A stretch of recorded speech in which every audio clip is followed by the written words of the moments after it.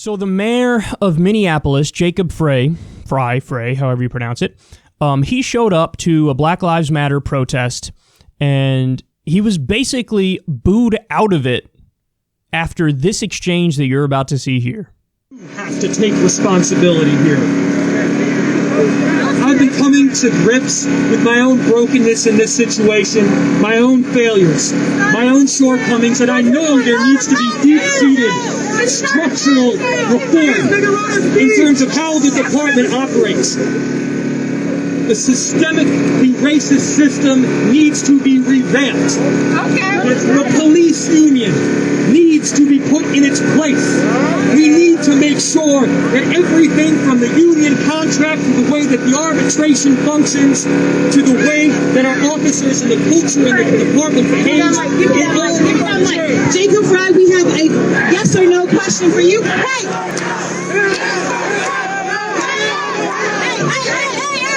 listen up, y'all. Listen up.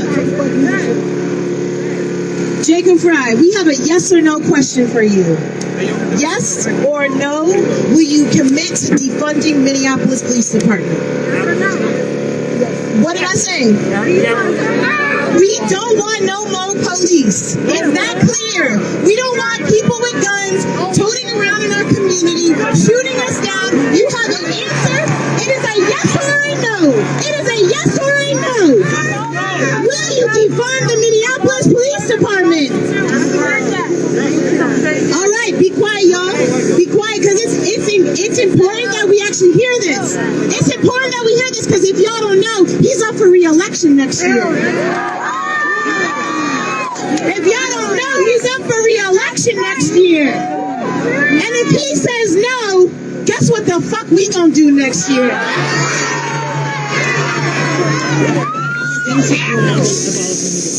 What'd you say? I do not support the full abolition of the police. All right, get the fuck out of here.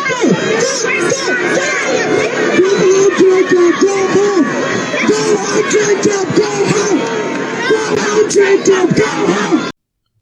So if you didn't hear that, he said he was asked if he supports defunding the police department, and his response was, "No, I don't support the full abolition of the police department." And then they started chanting, "Go home, Jacob, go home." By the way, that video goes on for a much longer time, and he does this long walk where he's going through a lot of people where they're all chanting it, and it gets louder and louder and louder. And it's almost like, it looked like kind of like a walk of shame in a way. But now let's dive into the issue. So I have to admit something. I don't know what that means when people say that. Defund the police department. And when I try to look into it, I get different answers from everybody. So it's not something that's intuitive that you could easily understand. Because when I heard originally defund the police department, I was thinking, okay, they want full abolition. They don't want any police at all. That's what it sounds like to me. Now, some people say, no, that's not what we mean. Others say, actually, yeah, that is what we mean. So I don't know what it means when people say defund the police department. So if I was asked that question and I was in Jacob Frey's position, I'd be like, I don't know how to answer that because I don't know what it means. What are you saying? Because it sounds like, do you want to abolish all police? And if that's the question, then my answer as well would be absolutely not. And there's a question as to, like, even if you get rid of the police, well, something is going to take their place, which is effectively police. I mean, you can call it whatever the hell you want to call it. You can call it the First Responders Brigade or the Community Protection Organization. You call it whatever you want, but effectively that would be policing. So I think that ultimately this comes down to a little bit of a semantics game in a way, because, and just so everybody understands, this kind of worked in that they're calling for defunding of police, and the protests are so strong all across the country. This happened in Minneapolis, the killing of George Floyd. So drastic action was taken. They just voted to disband, I believe is the word they used, disband the police department. Now, again, does that mean that there will be no police? Absolutely not. Because whatever you get rid of this police department, for, it will be replaced by some, organization that's effectively doing policing. So I feel like this is a little bit of a semantics game, and everybody needs to keep their eye on what's going to happen now in Minneapolis because, the devil's in the details, and we have no details at this point except, we're going to disband the police force. Now, some people are pointing to Camden, New Jersey as an example of, they kind of already did this. So there's two things that I have to say about it. The first thing is, do I support defunding the police as such in the strictest interpretation, which is let's have no police at all? My answer to that is absolutely not. But the second point is actually more interesting, which is the idea of pushing for defunding the police. That has the upside of being such an extreme demand that it drags the Overton window back to the left, and you might actually get good, solid police reform that's absolutely necessary because you're shooting for the stars, so you end up getting to the moon. You see what I'm saying? It's the same reason why when we talk about the Medicare for All debate, the left position should be, no, we want an NHS-style healthcare system, which is public funding of public institutions. It's all government. It is a government takeover of healthcare. And so if you demand that position, then the compromise position becomes a single-payer Medicare for All system like the French system, where it's tax money public funding of private institutions. So you still get the most important thing, which is all funded by tax money. So in terms of a political strategy, it's actually pretty wise because, and I'm not saying this is their goal, by the way. I think a lot of people calling for defunding police don't know what the hell they're calling for. And I think some of them calling for defunding police, like literally want to totally get rid of all police, period. But it has the massive upside of, if you call for something like this, you might actually end up getting accountability in a way that makes total sense. So what I've run through, let me tell everybody what I support, because it's easy to say, I don't support this or I don't support that. It's much harder to build constructive solutions. So for me, all the Campaign Zero reforms resonated with me. So the first one is, of course, end broken windows policing. The second one is we need community oversight of the police, which holds them accountable.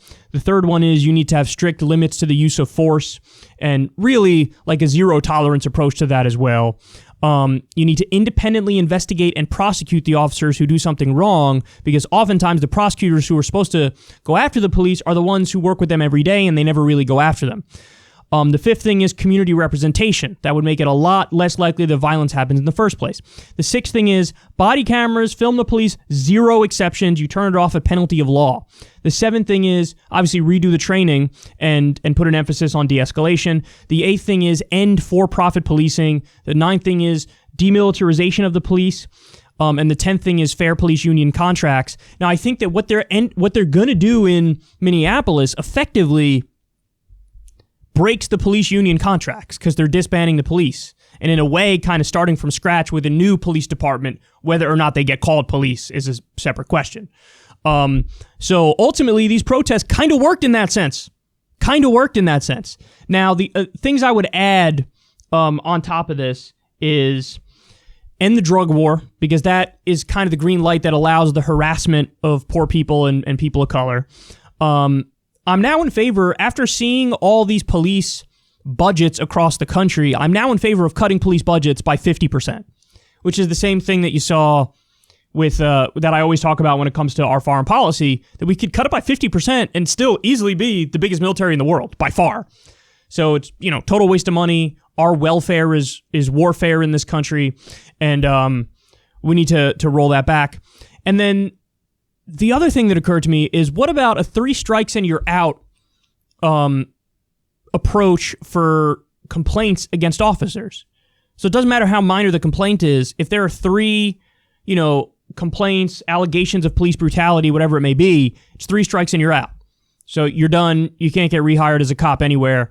Because really what we need, and it sounds bad, but it's also desperately needed, we kind of need a purge of the police departments in terms of getting rid of all the bad cops. And from what I've seen recently, you have the bad cops that are the vicious psychopaths who are doing the offensive violence, but then every single cop who's covering for that cop is also a bad cop Because they're not saying, hey man, stop doing the offensive violence. They're covering for them. They're enabling them. So they need to be gone too. I don't care if we end up functionally firing 85 or 90% of the cops in the country. You got to do what you got to do. They have to do their job right. So you can't defend either wanton violence or the cover-up of wanton violence. That's not acceptable. And then the other thing is, and I actually heard this one from Inside the NBA on TNT. Kenny Smith brought this up. He said, how about a police the police law where whatever the worst charge is against an officer, every officer who's there gets that same charge. So take the George Floyd case, for example. You have the person who had his knee on the neck of George Floyd. He's most responsible for killing him, right? But the three that are on his back, and then also the one who's standing there and watching it and not saying, hey, you got to get off him, he can't breathe. Also, that guy would be charged with, in this case, second-degree murder. So what that does is it forces police officers to hold each other accountable. Where if you're there in the vicinity where another officer is committing an egregious crime, you have to stop them, because if you don't, you will also be tried for that crime. So that's an idea that he brought up. I thought that's a brilliant idea. And I do think that's a way to kind of force them to hold each other accountable in a way that right now they're doing the exact opposite. So that cop who just pushed over in Buffalo, New York, the two who just pushed over a 75-year-old man, he landed on the ground, his head hit, and he was bleeding from his ear. If all the officers around him got charged with the same thing, they're not going to do it again, because they're going to say, oh my God, if one of you messes up, we're all guilty. So if one of you commits first-degree assault, we're all guilty of that. We can't have you committing first-degree assault. I'm not spending time in prison. So it forces them to hold each other accountable. So anyway, these are the ideas that I like. It's funny because this is one of those instances where the first I heard it, oh, defund the police, I thought that's a little ridiculous, because usually when you're doing these protests, you want to have a message that's so impossible to disagree with that you win over the overwhelming majority of the population. And when you look at the civil rights movement, that's a great example of it. You have Martin Luther King and you have everybody out there saying, equal rights. Like, that's what they're calling for. Hey, treat us equally. End segregation. That's bad.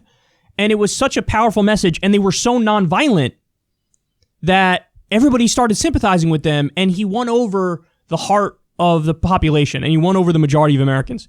So that's a philosophy in movements that I tend to agree with. Like, when we protest for Medicare for all, that's easy because the argument is, hey, everybody should have health care. So you already have the majority of the American people, and the more you're peaceful and the more you push that message, you're going to get even more people. When I first read the, defund the police thing, I was like, that's too extreme for people. And I still believe that's too extreme for people, and I think the polls show that. But the upside of it was they're demanding something that sounds so extreme that it's like any kind of negotiation you can imagine. I'm going to stake out this extreme position, and then now the concessions start coming in, and the concessions are effectively meeting in the middle where all the good ideas rest when it comes to how to fight back against police brutality, how to reform these police departments, how to make them do what their original job is supposed to be. So honestly, it ended up working out in a way. And so, and who the hell am I to sort of micromanage and police these protests? No pun intended saying police. But who am I to sort of try to tweak the message if currently it's working? You know what I mean? So even though I'm still confused as to what defund the police means, and even though I still think some people are saying, no, defund the police doesn't mean defund the police.